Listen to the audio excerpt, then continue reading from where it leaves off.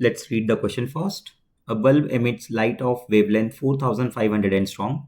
The bulb is rated as 150 watt, 8% of the efficiency basically. The energy is emitted as light.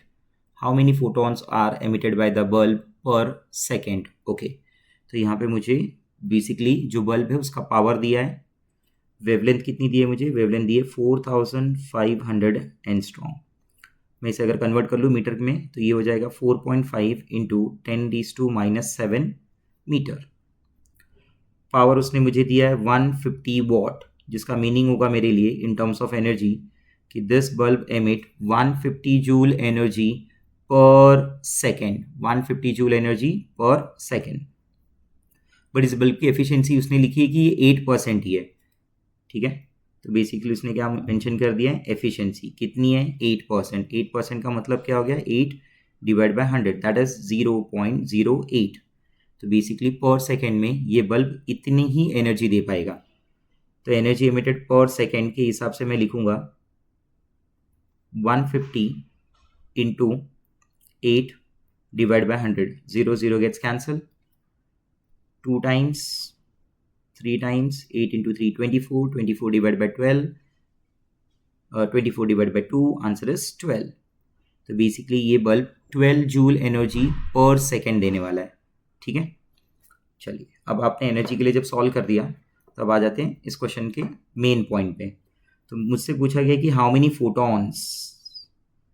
Question हमसे क्या पूछ रहे हैं? How many photons are emitted by the bulb per second.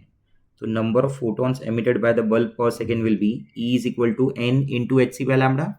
H into C को मैं combine करके लिख सकता हूँ 20 into 10⁻26 divided by wavelength. If energy is given in joule, wavelength should be in meter. So उस हिसाब से मेरे लिए एनर्जी कितनी है? 12 जूल पर सेकेंड है. तो this is 12 joule, this is N into 20 into 10⁻6 divided by the wavelength in meter. That wavelength is 4.5 into 10⁻7. Units cancel हो जाएंगे. नंबर ऑफ फोटोन को कोई यूनिट नहीं है बेसिकली.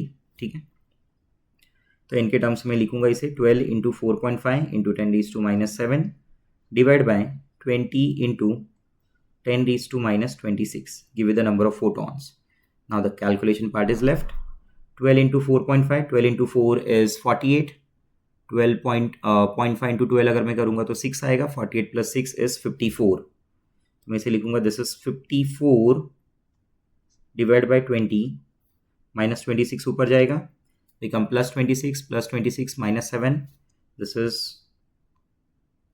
10⁻19. जीरो भी ऊपर गया. अगर इस जीरो को भी मैं ऊपर लेके आता हूँ तो वो 10 हो गया. 2 इंटू 10 पावर में जाएगा 10⁻1.